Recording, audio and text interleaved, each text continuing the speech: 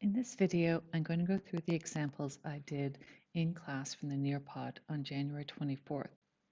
It's part of our review for forces, Newton's laws, and collisions for a semester 1 exam.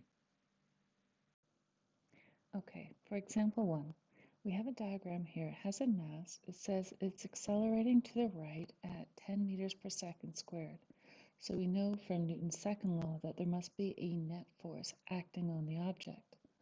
And in this case, the acceleration is there because we have a constant mass. So F equals ma is the equation we're going to use. Remember, this is the net force. So there's a net force causing this acceleration. If I put in my numbers here, so our mass is 4 and acceleration is 10, that means there must be a net force of 40 newtons to the right in the same direction that there's acceleration.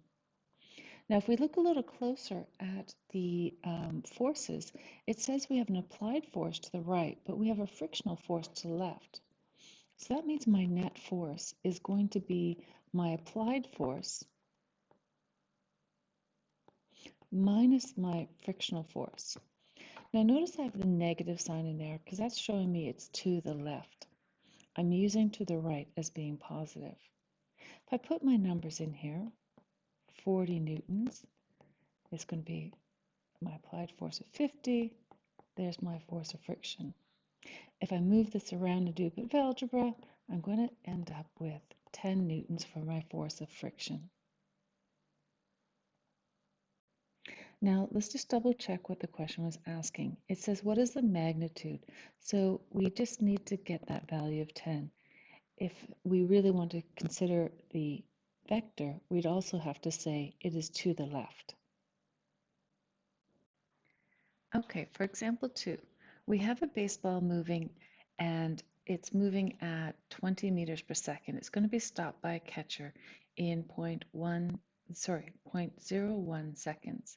What's the average force on the ball? So I always like to draw a little diagram. It actually helps me realize what's going on. Now, one of the things about this is it's going to go and it's being stopped. So we do have a change in momentum.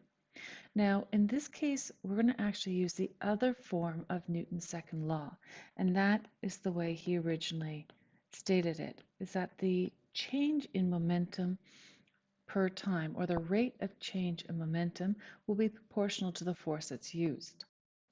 The kind of examples we used in class were like airbags or why you bend your knees when you jump down. So we extend the time, we have the same change in momentum, but then it allows a smaller force to be on us, so it's a little gentler when we land. Now, we've got delta P here. In this case, the mass is constant, but the velocity is changing over time. And when we do this, we always do final minus initial. Now, in this case, it's going to give me a negative number. And the reason why I'm going to get a negative number is because if I write in 20 for my final velocity, notice my diagram. It has that it's positive to the right. If I get a negative number, then that means we must be talking about a force being applied to the left. So in this case, if I plug in my numbers here, I have 0.15. I'm going to have 0 minus 20. My final velocity is 0. My initial velocity was 20 over the time. If I pick up my calculator, I'm going to get negative 300 newtons. Notice if we had other questions where we talk about the catcher and maybe cradles the ball as he catches it, the impulse, the change of momentum would actually still be the same. All we would be changing is the time. And here's our last example, example 3. We have a mass traveling, here we go, mass of 3 kilograms, and it's traveling at 6 meters per second towards another one, smaller one. The mass is only 2 and slower, but it's in the opposite direction. Here's where I have to remind you that momentum is a vector. So again, I'm going to say positive is to the right. And we've got a collision here. They stick together afterwards. That tells me it's going to be an inelastic collision. In an inelastic collision, kinetic energy will not be conserved. So what will always be conserved in our collisions or explosions is momentum.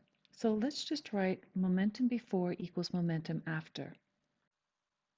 And now we're going to go in for each of our objects before and after, put down our calculations.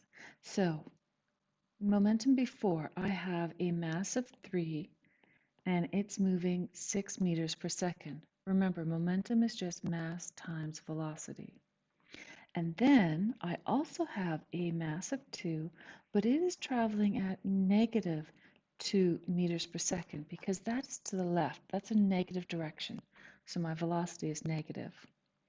Afterwards, they stick together. So I'm going to add my masses, 3 plus 2, and they're going a final speed.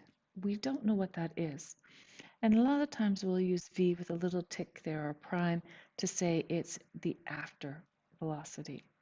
So if I do my calculations here, and that will give us v prime will be then 14 divided by 5, which is 2.8 meters per second. So let's think about this. The heavier, faster object is moving to the right. It has more momentum. And the slower, less massive object's moving to the left. That means before the collision, I have a larger momentum towards the right than I do the left. Now, when they hit each other, they will now be continuing, and because my value here is positive, they'll be traveling to the right as they've stuck together. Does that make sense? I hope so, because afterwards now we're saying there is still a momentum to the right. Our momentum before and after collision should be the same. I hope this helps you out with some of our review questions.